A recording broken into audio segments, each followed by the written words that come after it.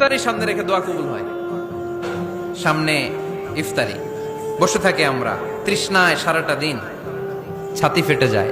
আল্লাহ দেখে, দেখতে দেখতে আল্লাহর একটা সফট কর্নার তৈরি হয়। এটাই সুযোগ কাজে লাগানোর, ঠিক কিনা? মুমিন ঝোপ বোঝে কোপ মারে, সময় মতো কাজ করে, ঠিক কিনা? আল্লাহ তখন ফেরেশতাদেরকে জিজ্ঞেস করে, এই ঘটনা কি? খায় না যে? খায় না কেন? আল্লাহ রোজা রাখছে। এগুলো কি? রো আফজা, পেঁয়াজ, আলুর চপ, বেগুনি, মুরগির রান খায় না। খায় না কেন? ওরা যে ক্ষুধার্ত, আল্লাহ আপনার ভয়ে। তাই কি চায়? আল্লাহ আপনার কাছে ক্ষমা চায়। আল্লাহ রহমতের দরিয়ায় জোশ খেলে যায়। আল্লাহ তখন বলে, আমারে দেখছে নাকি ওরা? ফেরেশতারা বলে, না দেখে নাই। আমার জান্নাত জাহান্নাম দেখেছে? না দেখে নাই। আমারে না দেখে, জান্নাত জাহান্নাম না দেখে আমার এত ভয় করে। যাও, আজকের এই রোজার বিনিময়ে এখন বান্দা যা চাইবে সব কবুল করে নেব।